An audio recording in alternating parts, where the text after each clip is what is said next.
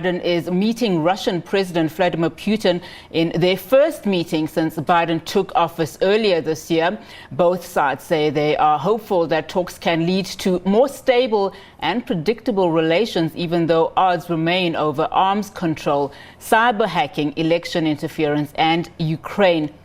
Now let's get an update from our correspondent, Hough. Lucy, thank you so much for your time this afternoon. Now, not the first time that the two presidents are meeting, but of course it is the first time that they're meeting with Biden as a president. Now, no love lost between the two countries. Talk to me about what's high on the agenda at the summit.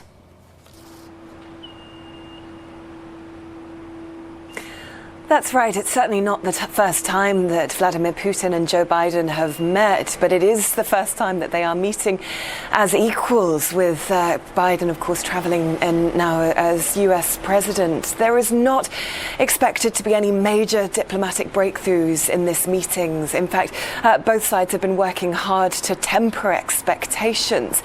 This is really the best case scenario, is what's being described by both sides as strategic stability. A reaffirmed commitment to that, with both sides acknowledging that relationships are really at their lowest since the Cold War. A huge range of issues that have built up that will be addressed today, including the ongoing conflict in Ukraine, Belarus, arms proliferation, as well as the treatment and detainment of Alexei Navalny. Now, as far as what President Biden will be raising, he'll be raising those issues, as well as a spate of recent cyber attacks that US intelligence have blamed on Russian intelligence. That includes a cyber attack on the Colonial Pipeline, on the US's largest meatpacking firm, that caused huge disruption to supply chains there. He'll also be looking to talk about the Iran nuclear deal, amongst those other foreign policy issues such as Iran and Afghanistan.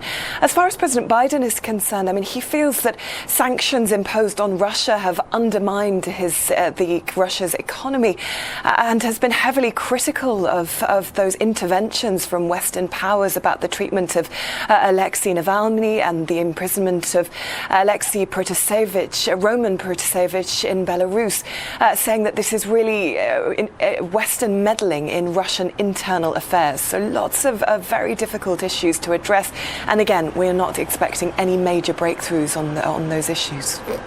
Now, talking about restoring predictability and stability between the two countries, I mean, how practical is this? We know that analysts have said that Putin will use this opportunity to be seen as, wanting to restore that kind of relationship, and Biden merely there to see if he can, listen to what Putin has to say. But really, I mean, if you look at the issues that are at hand here, especially when the US has been, front and center in blaming Putin of, the 2016 elections, in terms of, just some of trying to interfere in those elections, even the 2020 elections that we are being told.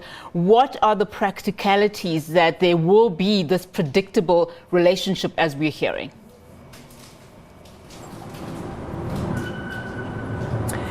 I think for both sides, this is about dialogue. I mean, it's about showing that they are willing to take on some of the issues facing them, despite the fact that relations are at such a low ebb.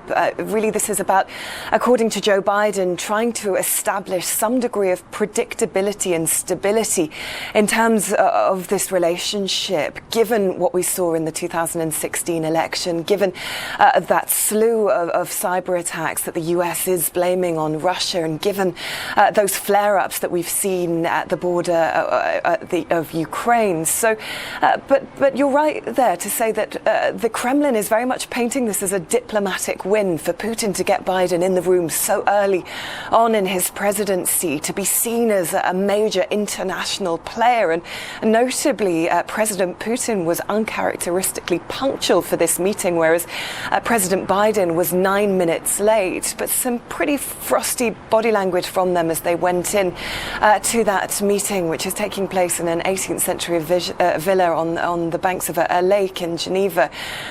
I think in terms of the practicalities, as I say, it is about levelling out some of the tensions, trying to re-establish dialogue, holding this diplomatic meeting in the eyes of the world's press. But I think it is worth saying that there will be no joint press conference after the meeting. This is going to have a very different tone to many of the other summits that we've seen since Putin took power in the year 2000. Instead, this is taking place largely behind closed doors, really about trying to level out and trying to discuss some of the issues that have built up over the last 4 years. Lucy, very quickly before I let you go, now we know that there is nothing that is going to be firm coming out of these talks, but a lot of people seem to think that the one thing that they will agree on coming from, those NATO talks as well as the G7 summit is the issue of climate change. Quickly, just talk to us about what are some of the things that they will agree on there.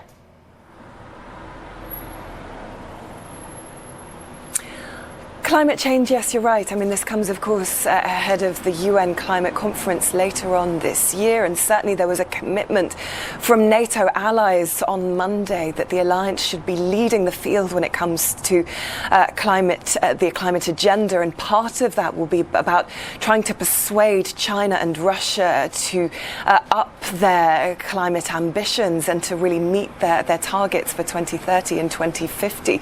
In terms of other possible areas of agreement, we know, of course, that Russia and the United States are both committed to the revival of the Iran nuclear deal, very much a shift in position to what we saw under President Trump, of course, who withdrew the US from the agreement back in 2018. So there will be discussions on, as those talks amplify in Geneva, as we head towards the Iranian election next at the end of this week. There could also be agreement on Afghanistan, given that the US and NATO allies have agreed to withdraw their troops from the region in September this year, how the US can work with Russia to ensure stability in that region, with both having very vested interests, having been involved in the conflict there for some time. So some possible areas of agreement, and I think the best case that we can see is some alignment on a commitment to predictability and stability in that relationship,